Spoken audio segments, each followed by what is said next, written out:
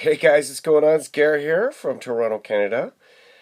And I thought I'd shoot a quick scope because one of my mentors, Lisa Tallman, how are you? One of my mentors is Mr. John C. Maxwell. I really love this guy. He's one of my favorite authors. One of the guys that, just, gives me brain food that I need to always try and raise my game as well too. And I came across an article today that I thought I'd share on a scope because, oftentimes, when you're doing research and things like that, you come in there. I love him too. He's amazing. I appreciate those hearts. He's got a really good quote here. It says, "The road to the next level is always uphill. And if a team isn't moving up, then it inevitably slides down." Such a powerful, powerful thing, right? I'm just going to flip this around. Hello, hello, hello. At home, we got our whole family's not feeling good today. So, hey, Lisa, how are you? I was on your scope earlier today. You're awesome. We got a lot in common. Mr. Mike Hobbs, how are you, my friend? It's good to see you in Orlando as well, too. Oh, no, no, you were awesome. Listen, I love connecting with people out here. You get to really see them. Doing great, buddy. You're looking good as well, too, pal. You know what? Mikey was down in Orlando with us as well, too. And I just thought I'd shoot this because, you know what? One of my mentors is John C. Maxwell. I've been reading his books, going out of style. He's got a way that he can sort of communicate and convey in there. And he's got a lot of different books on leadership. And he wrote this article today just about, I don't know if it was today or if it was some other time, but he was talking about 4 leadership styles to help you get the most out of your team.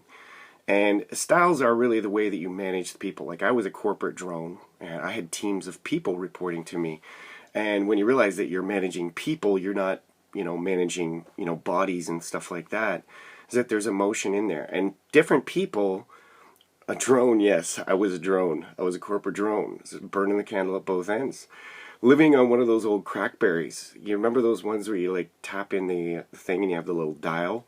I was one of those guys. I had a laptop, the old ancient style laptops, but I'd bring, you know what I'm talking, right?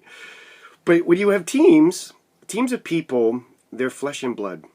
They're people with feelings, with dreams, with aspirations. They're people that need different things. And some people like to be told what to do, and some people like to do it themselves.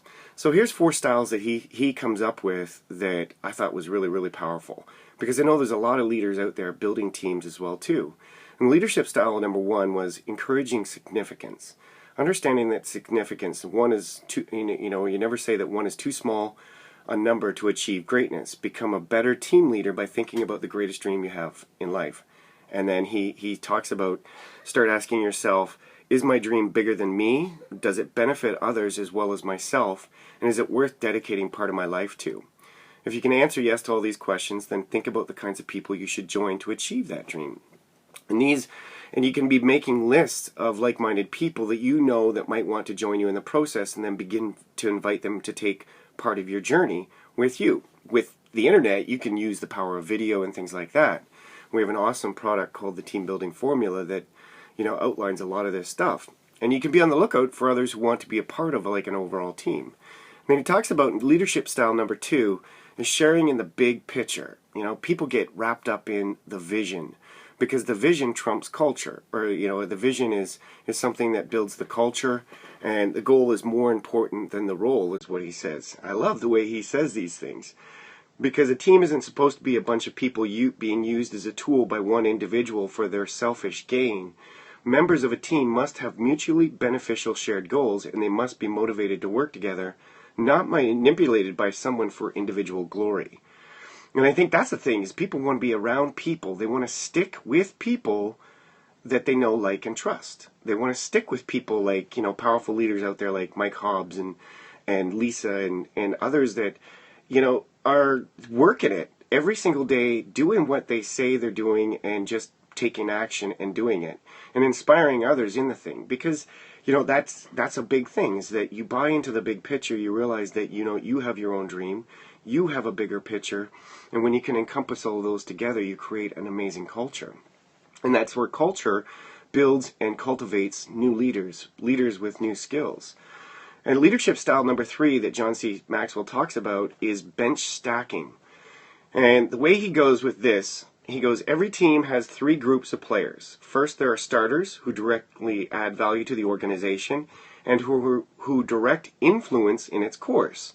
Second, there are bench players who add value to the organization indirectly or who have supporting roles to the starters. The third group is a core group with the starters that I call the inner circles. These are the people without whom the team would fall apart. So it's pretty amazing how he sort of structures his leadership throughout that way. And he says your job is to make sure that each group is continually developed so that bench players are able to step up and become starters, and starters are able to step up and become inner circle members. So I love this stuff because it shows you what different types of styles that you can use in your leadership direction. Most people when they're building teams are like, why isn't my team working faster? Why aren't they doing more? Sometimes we got to lead by example. We got to know the way and then show the way. And I love what he says here in number 4. He said, style number 4 is clear communication and good listening. Some people need clear instructions and good listening.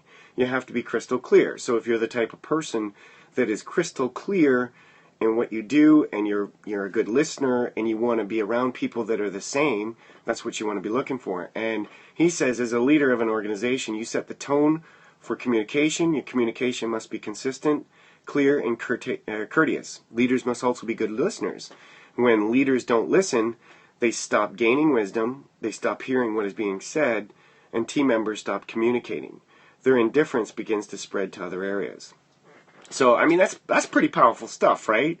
When you think about that, I remember my mom always said, you got 2 ears and 1 mouth for a reason. You should be listening twice as much as you're speaking. But when you understand, there's different styles that people resonate towards, and you probably wonder, which style do I resonate? I would urge you to follow John C. Maxwell. I think he's an amazing man.